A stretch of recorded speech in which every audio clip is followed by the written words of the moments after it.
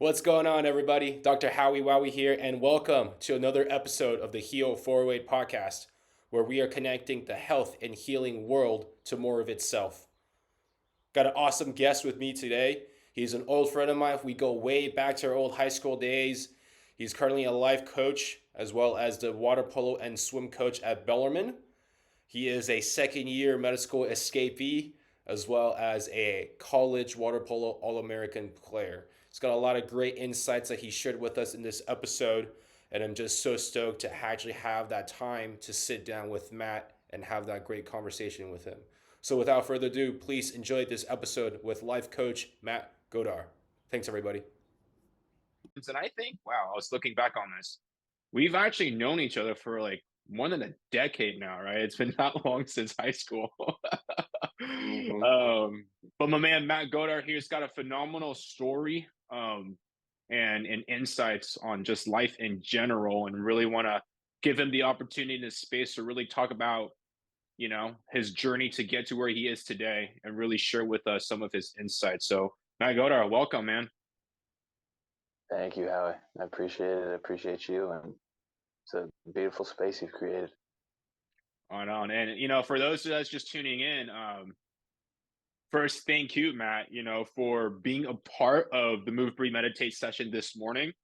I'm extending that invite out to anyone in the 408 area. I am facilitating a Move Breathe Meditate session Wednesdays from 6:30 to 7:45. And Matt was gracious enough to offer his presence with us this morning. And the moment you walked into that garage, I felt a nice, calming, just like tone. And I think having you there really brought a lot of confidence for me. And every time I was over to peek over at you, whether you're doing like an exercise or a breath work, you were all in, man. So I really appreciate that about you this morning. Yeah, of course. How would you describe yourself? Like, who is Matt Godar? Mm. That's a great question. I'm going to get a little metaphysical with you in this answer, because that's what keeps coming to me, which is just who I am is who is Matt Godar is a combination of who I thought I am, who I was programmed to be, who I was taught to be, and who I truly am, what my soul is, who my soul is, what my heart is, who my heart is, and what I inspire to do, what I feel called to do. And so that potent mixture is just love, compassion, connectedness, oneness with programming, with the ego, with the mind, with the who I thought I was up until about the age of 22, 23. Mhm. Did you really That's what feel I like, got. no, dude, I mean, I love that, man. I love that you got that deep right off the bat on that first question, man, because there's a lot I want to unpack there with you. You talked about kind of unpacking those layers when you're 21, 22. Um, do you mind shedding some insight about that? I mean, that's usually kind of, I think that's post grad, senior year of college. Like, did you just feel like there's needs that weren't met? You're just doing something that really just didn't feel right. Like, how did this transition happen?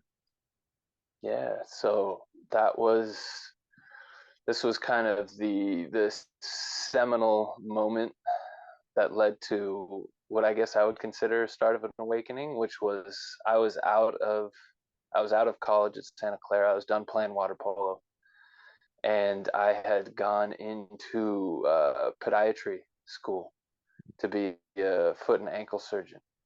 And really, that first step towards me finding that purpose and cultivating the awareness that I'm still cultivating today was that realization that I wasn't happy, that I didn't know how I'd gotten to where I had gotten. I didn't feel good. And what I did know was that anytime I got still and anytime I got quiet and anytime I asked myself, like, what's going on? What's happening? All that was coming to me was, this isn't what you're meant to be doing. This isn't it. This is not inspiring you. This is not lighting you up.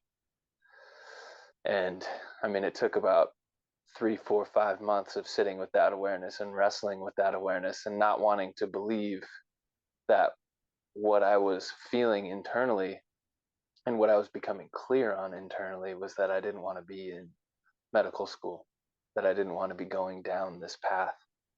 And that led to really the first time listening to that internal voice, hearing it, feeling it, acknowledging it, sitting with it, and then coming to the conclusion of like, I'm gonna trust this. And that leap of making that decision for myself, maybe the first like decision that I've made, that I had ever made up to that point in my life, based solely on my own discretion and solely on me. No external validation, no external approval fueling it. It was like the opposite. Like all the external validation and approval was going towards stay in school, keep doing this. This is good. But feeling internally, I was like, man, I'm eating well, I'm exercising well, I'm managing stress, I feel good, I've checked all these boxes, and I still don't feel good. I'm still feeling internal, I just feel contracted and heavy and tired. And when I listened to that voice, it was just kind of the leap of like, man, we're about to do something, start doing things very differently in a way that I had never experienced before. And so that was kind of the launching point. Did it feel like because you were done with water polo, done at SCU, because you had, I guess, more time and you're away from that like institutional structure, did it feel like that's what allowed you to be more present, to be able to like really be with your thoughts and really consider like, is this the path I really want to be in? It's a good question. I honestly, I feel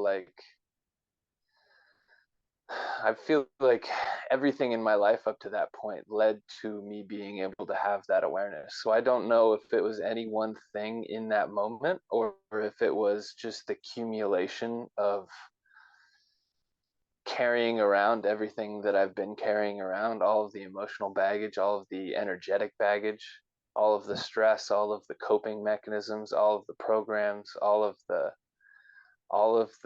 fears and all of the insecurities and all of the scarcity kind of led into that moment out when I first realized I was going to be done with school and I was going to be done with water polo and effectively done with that well-grooved path that I was placed in when I was young, right? Which is you go to school, you get good grades, you excel at an extracurricular, whatever that extracurricular is. For me, it was water polo.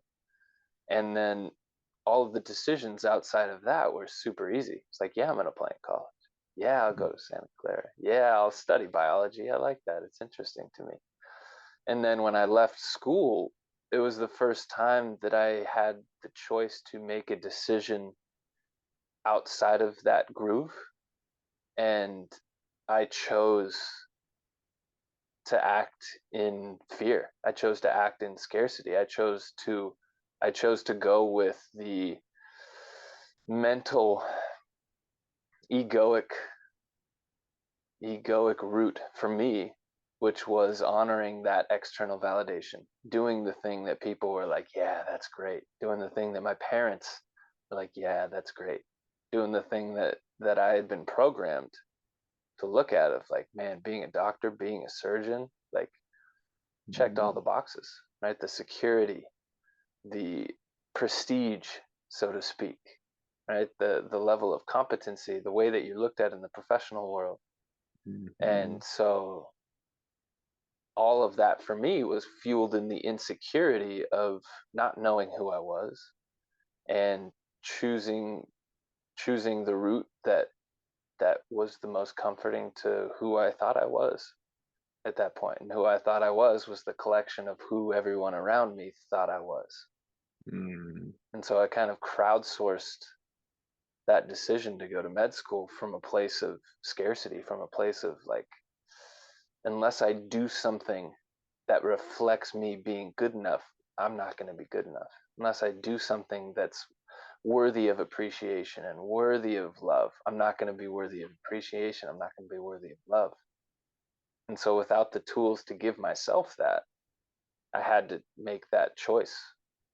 And I think what happened during those first 2 years of school was the reality of that choice slowly sunk in deeper and deeper. Of like, I was at the beginning of that decision making process, I was outsourcing my own love, and I was outsourcing my own validation. I was outsourcing my own worthiness. And then once I got in school, those same people who were validating and approving and giving me that love and giving me that worth weren't there.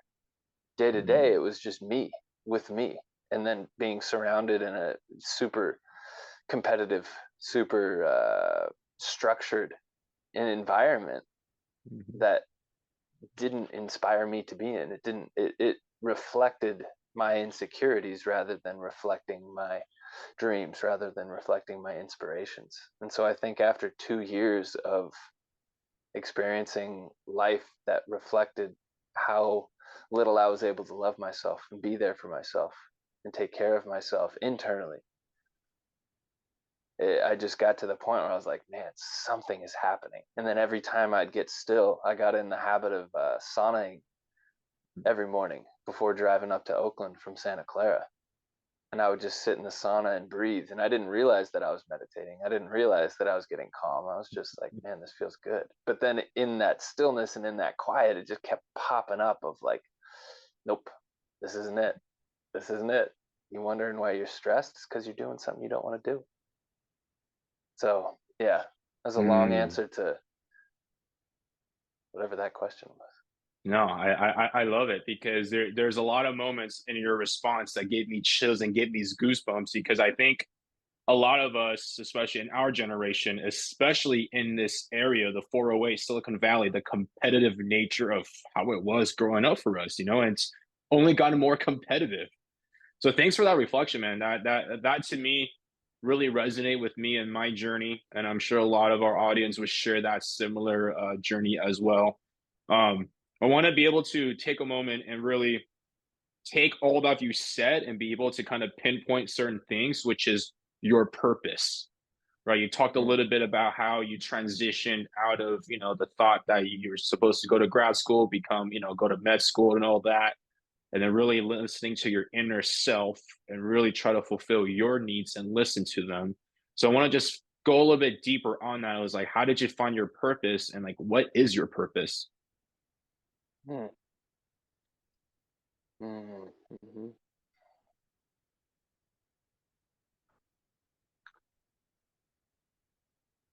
I think, I think, I know that my purpose is constantly evolving. And this is one of the challenges I've had, is especially when I first started this development journey, it was like, get your purpose on paper, write it down, have it, live it, be it, commit to it. Mm, And what I've experienced is that as my perception and my experience of myself shifts and changes, so does my perception and experience of my purpose. So what I express as my purpose right now may change, could change tomorrow, could change later this afternoon, could change mm, later this week. But what brought me to the experience that I have a purpose was after leaving med school, I started coaching club swimming and really just started creating space for myself to start asking these questions of, who the hell am I? What am I doing here? How did I get here? How did I end up somewhere where I have no answers to these questions of why am I doing this? And who mm, am I? What's really like, as soon as I acknowledge like, hey, I don't want to be doing this medical school thing. The next question was, what do I want to do? And then total blank, right? mm, The why did I start doing medical school? Total blank. mm, At that first point, the only awareness I had was like, "Ooh, I don't want to do this. I don't know anything, but know I don't know anything that I want to do, but I know that I don't want to do this." And the next couple of years aided by COVID and all the lockdowns, right? Of stopping everything and creating like the ultimate space to just sit in the soup that was me at the time, right? It was this journey of first exploring nutrition and holistic wellness, thinking that, okay, I don't feel good because of something I'm eating, some dietary thing, some imbalance. And I've gotten to a place where I felt very confident and I felt very connected and I felt very informed with everything that I was putting in my body and the different dynamics that are happening in the world with regards to nutrition and food and um, external inputs. And there was still a feeling of emptiness. There was still a feeling of like, oh, this can't be it. Like this, that not that it's not enough, but there was still just that feeling of like, this isn't. I wasn't feeling called to really sink my teeth into it. Like it was an interesting intellectual experience, and it was an interesting exploration of like, wow, this stuff's really cool to learn. But once I felt like I had learned a lot of it and started practicing, and I was like, I feel like there's another layer. And so I went into movement coaching, and which started with the experiencing Dr. Brink, and the FRC and LDOA and foundation training and biomechanics, and like, oh, maybe I'm hurting and feeling all of these things because I'm not moving my body well. I've built in these patterns of movement that need to be retrained. And that was exciting for a while because I had a lot of injuries in college. I had 3 hip surgeries, multiple back procedures for herniated discs. Things had felt better in certain parts of my body. And so doing a lot of that practice was like, ooh, this feels good. But again, it didn't cut into that tightness and that heaviness and that internal contraction that was underlying everything. And so I kind of got to a place where I was practicing this with myself and others, and it still felt like something else is happening.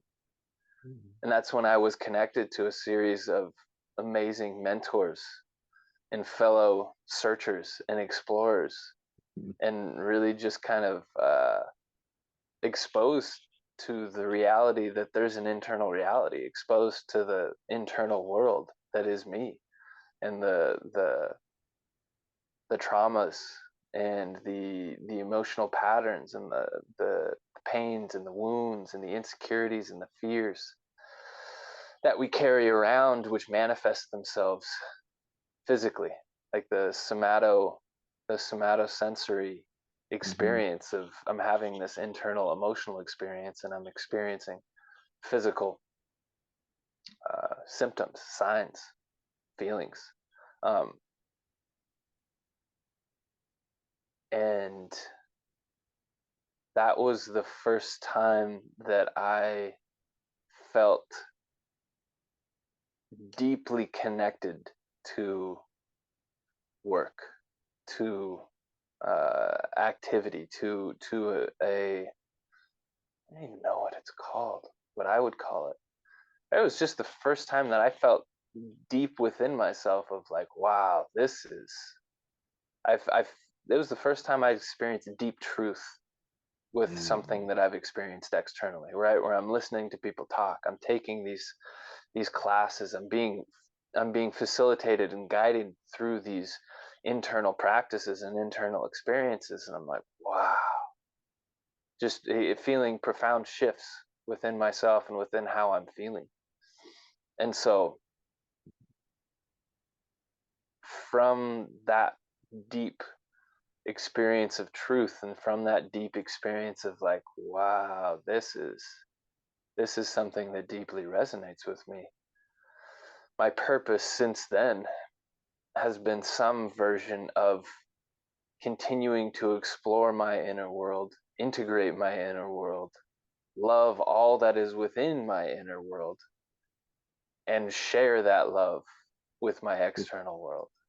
Whether that is with the coaching that I do, the high school coaching that I do now, whether it's with the life coaching that I do now, whether it's with myself in any given moment, in any day, whether it's with anybody who I meet, anybody who I interact with, anybody I talk with, anybody I find myself with, and just allowing that love to come forth, allowing that compassion to come forth for myself.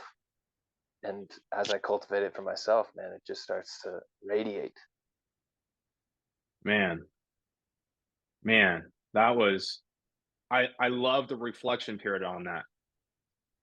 For you to really talk about how you're listening to your body. I'm gonna explore nutrition, explore that realm. You know what? There's something here. I learned something, but not ain't it, right? Exploring movement, biomechanics with their body. Oh, okay, yeah, like there's something here, there's good stuff, but that ain't it. And really finally getting to that point, right? Of like finding that missing piece within yourself, exploring that, and then feeling that connection finally, right, with your mind, body, soul, and really feel like that's really fulfilling your needs that you've been searching for.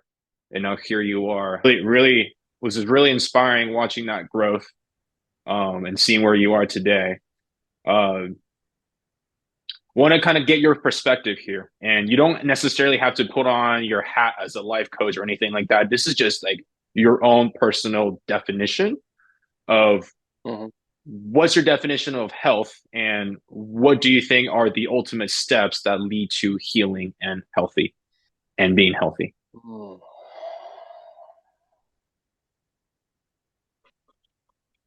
Definition of health.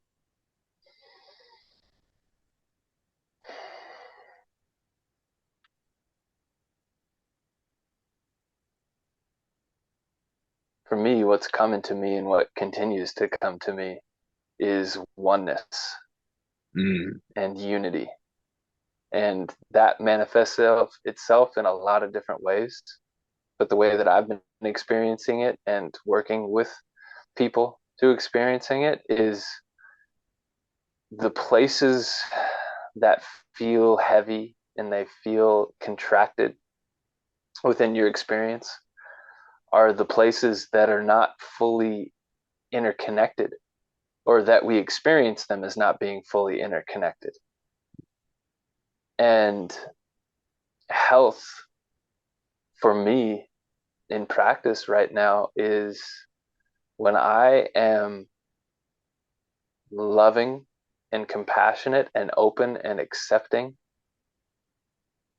and just there with all of the different parts of my experience throughout the day, I feel good.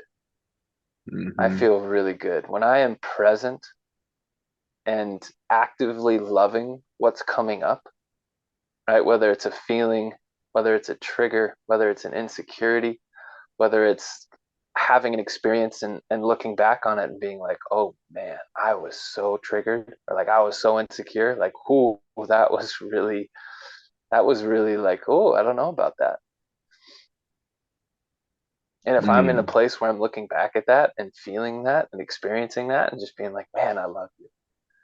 Like, God, mm. you are great. Like, I'm taking dance lessons right now. And every time I come out of my dance class, it's like, man, I love you. Like, that was so scary. There were so many insecurities coming up. You felt like just the worst dancer ever multiple Mhm. times in this last hour. And you just kept going, like, God, I love you. Man. Right. That for me is my current exploration of healing and health. And because I could be eating spectacularly, I could be exercising exactly what I feel called to do, exactly what my body's feeling called to do, and still be like, oof, I'm not sleeping well. I'm stressed. I'm feeling heavy. Not feeling like I'm not feeling connected. I'm not feeling extremely loving with the people around me, whether they're close relationships or casual relationships. Like it's and so I've hmm, I've been see even in this moment it's like, oh yeah, that got exciting, and then there's like a little trigger, there's a little insecurity of like, oh, did you lose what you're talking about? Are you making sense? Is this like, are you doing good? You're doing And it's like, fantastic, oh brother. no, it's okay. I love you. I'm here. I'm here for me. And in being here for me, I'm here for everyone. But back to the healing is like, as I continue giving myself this space and this grace and this love and this acceptance, and I become more one with what I'm feeling when I experience other people, right? I'm not experiencing other people, I'm experiencing myself being reflected back at me and them. And Wow. as I become more loving and accepting of myself and all the little freaking ridiculous things that I do and the insecurities and the fears and the patterns and the habits, and I see that in other people, it's like, whoa, man. Like whether it's there for me to see it in me or whether I'm witnessing the other, right? It's like, man, like Howie, I love you. Like, this is Wow. not because I'm out there to love you, but because I am loving me. And so when I experience you as I love you. Ooh. Like I'm here for you. Right. And there's all sorts of things that come up in terms of like what we feel called to do in the presence of others, like what we feel called to say, to work with, Hmm. to be with. But I've found that coming from that place of aspiring unconditional love for self and then bringing that unconditional love into spaces with others, all of a sudden the healing just starts facilitating itself, right? What wants to come up starts to just come up. What wants to be said starts to be said. What wants to be done starts to be done. And yeah, that's where I'm at with healing in that journey. And also recognizing that everybody has their own journey. My journey's not your Hmm. journey. Your journey's not my journey. But we are all on the journey, which is for me just coming home to myself and coming home to that love that I always wanted as a child, but I either didn't have the tools to give it to myself, I didn't have the environment that facilitated that love. And so somewhere along the way I learned like, oh man, I need to get out there. I have to be a certain way to get that love. I have to perform a certain way. I have to achieve at a certain level. I have to behave a certain way. I have to get the good grades. I have to not get in trouble. To do good at sports, I have to do my homework. And when I do these things, like, man, I get so much love. I get so much appreciation. I get so much approval. And then that spiraled, or that just continued to grow. But the commitments to the activities that earned that external perception of being loved and appreciated and worthy kept getting bigger and bigger and bigger. And then all of a sudden you're like, man, I have to make a decision that's going to take up years of my life to receive the next layer of approval from other people. Or I can start to give myself that love and give myself that approval and give myself that validation. And then be free to do what I want to do. Ooh, man. That was, man, just dropping so much love in that answer. And as I listened to that, I think you essentially described how I feel when I interact with you, right? Like, is exactly how you describe that, right? Like giving yourself love and then being out there and taking on that energy. So then when you're with other people, like what is then being expressed back, right? And therefore for us, and I keep thinking about our little interaction this morning. Like we didn't say much to each other, but it was a nice embrace. But it was like I felt that connection. I felt more at ease. I felt like I got my brother here, right, who really understands what I'm trying to accomplish, and he's going all in. And that allowed me to really tap in with the group, and for all of us to really sink into our depth of breath work and reflection. So, with regards to your life coaching business. Just want to get a better idea of who you essentially work best with and what are the problems you're helping them solve when you're working with them.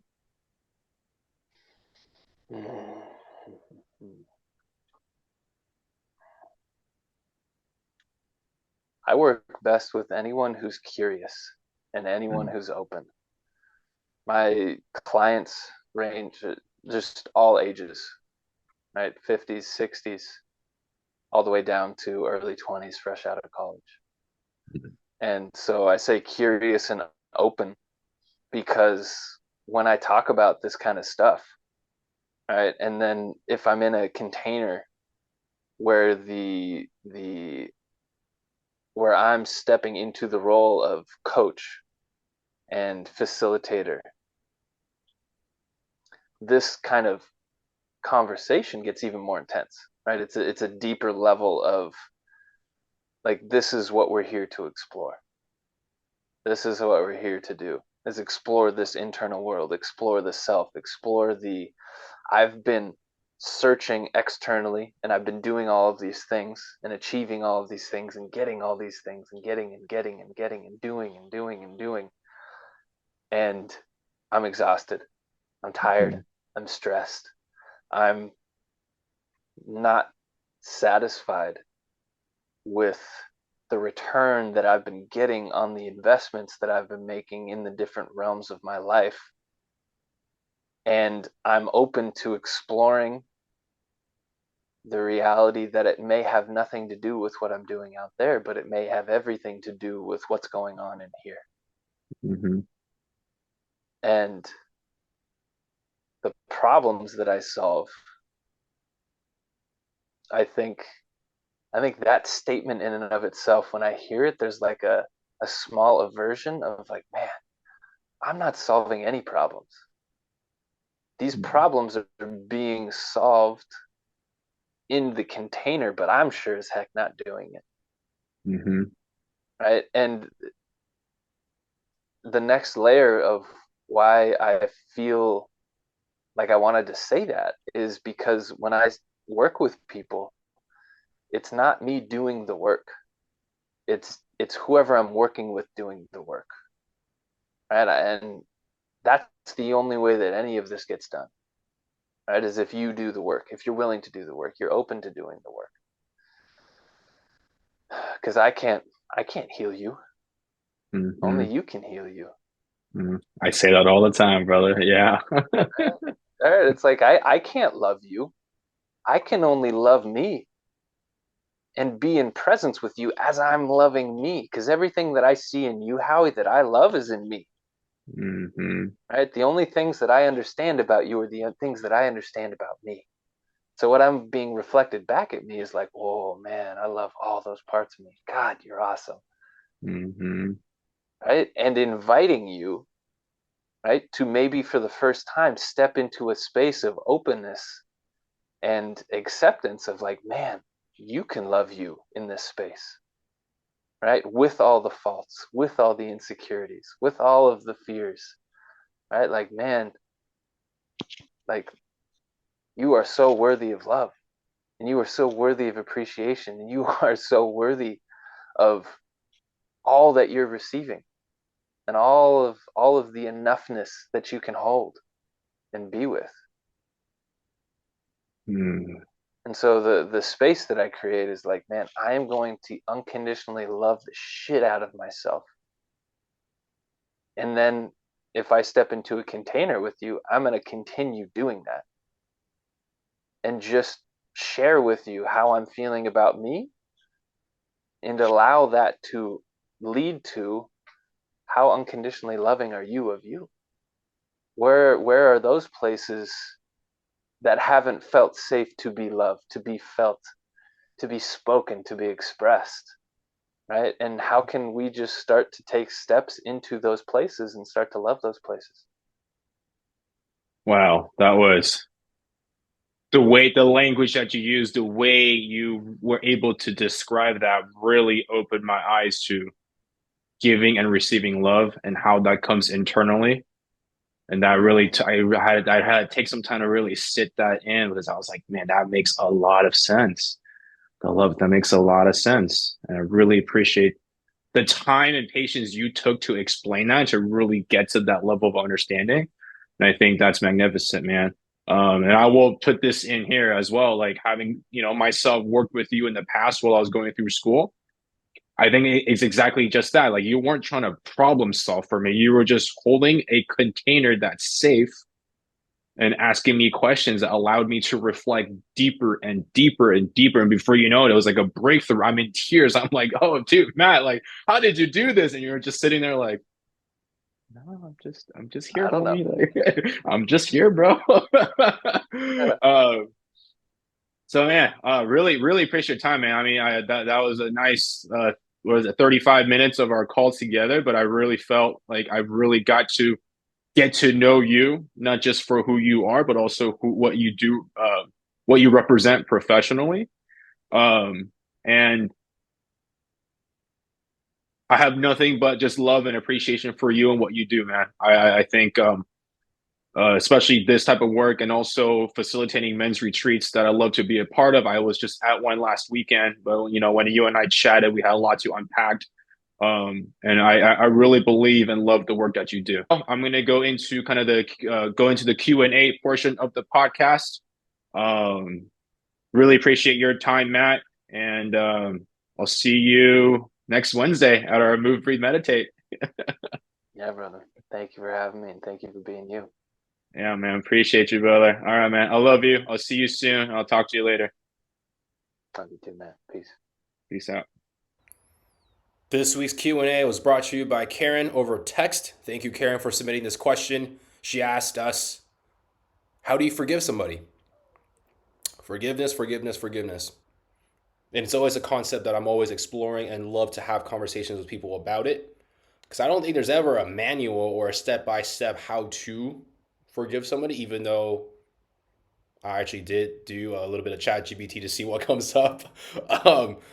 Regardless, this is just kind of my view and perspective on forgiveness. I look at forgiveness through three roads of possibility.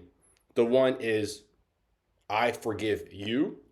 The second road being I forgive me. And the third is you forgiving me. But regardless of those, there is an exchange of energy that is not only expected, but also to me feels very one-sided. There's one party who is asking the forgiveness, whether they may be actually like doing something to regain your trust or making it up to you. There is that expectation, right? That having that intention of making it up to you, that you are going to offer forgiveness and that all is well.